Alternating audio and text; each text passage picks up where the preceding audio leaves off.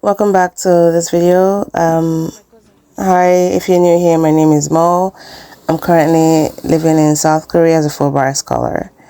So for this weekend, I was fully prepared to stay home all day. I had my plan, some work to do, and then my unnie texted, and just like that, I put on real clothes. And for those who don't know, unnie means older sister in Korean, and there are many ways you can call older sister depending on your gender, and also how your proximity of closeness to the person. And so unnie is something that is earned. You don't just call anyone unnie. That word carries weight. Which also leads me to another story. People love to say, oh, Koreans are cold, they're unfriendly. And I always want to say, do you know this country's history? It's a hermit kingdom, centuries of closed borders, then colonization, then they had the occupation, and there's war, which is still currently ongoing, division, generations of trauma that taught an entire people to be careful about who they let in. It's not coldness, honey. It's survival. Your Korean co-worker is not being rude. She's just a product of 500 years of, we don't know you like that. So give her time, or maybe not. Anyways, my only, Miss Kate, didn't have to choose me, but she did. And just like my other sisters and family here, they have shown up for me in so many ways. And in the most quietly Korean way, consistent, present, real.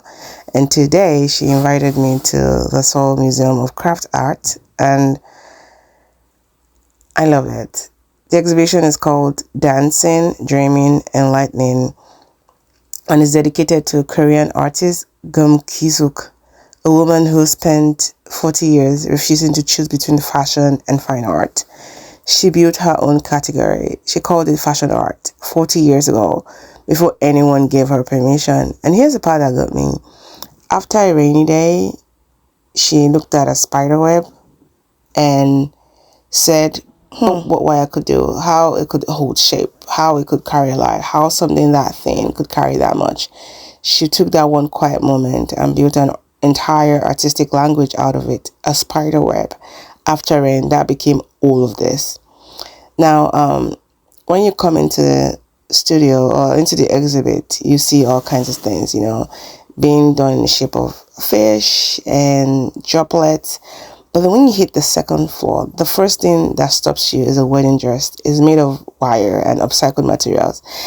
This sheer, intricate, enormous, not delicate in a fragile way, delicate in a how did human hands do this kind of way. It commanded the entire room and we're all just gasping. I mean, I stood there embarrassingly long and I'm not apologizing for it. And then she gave us something even more intimate. Her sketches, her process, the private language between an artist and her ideas before the world could see them. And there's something sacred about that. She shared how she became. But what no one tells you about these pieces is that the art doesn't end at the piece itself. The shadows on the wall told their own stories. Wire installation, casting shapes that moved and stretched and said things that, original work didn't say out loud. I kept looking at the walls as much as the arts. She didn't just make installations. She made light do something. And then I turned the corner and I stopped walking completely. Hanbok! Traditional Korean dresses mounted on the wall, made entirely of wire. No fabric, no filling, just the shape of a woman, the outline of a dress. You could see straight through them, beautiful and haunting at the same time. Like the women who wore them had simply stepped out and kept going, and then the dress stayed, waiting. And then there were ones with shoes, little wire shoes at the bottom, like still pointed forward, mid-step, like she was going somewhere and just hadn't arrived yet. I mean, I genuinely had to collect myself in public in front of those shoes, And then let's talk about the material she uses. She uses a lot of fabric scraps, metal pieces, things that the world threw away like straws. She looked at what people discarded and said, I see something here, give it to me. Honestly, the whole exhibition is essentially a love letter to the things we overlook. Think about the rainy spider web, the scrap of fabric, the wire, the shadow. Nothing wasted, nothing without meaning. It was a fun day, and then we walked outside. There was a busker playing sax, just standing there on the street outside the museum, filling the air with something warm and unhurried. Felt like the exhibition gave us one last gift on the way out, like so new we needed a soft landing.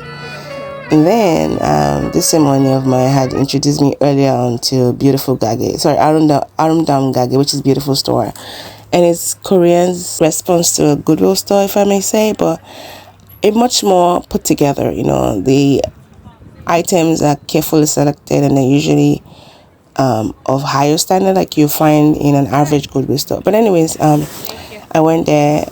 So think Goodwill Bamiki Korea. It's a non-profit charity shop, volunteer run, collecting donated books, clothing, bags, kitchenware, and more, and selling them to raise money for charity.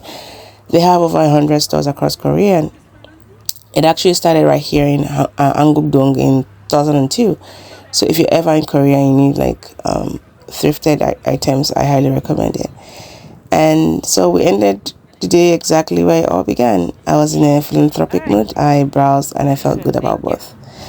So yeah, I just want to say this was a good day. I'm glad I said yes.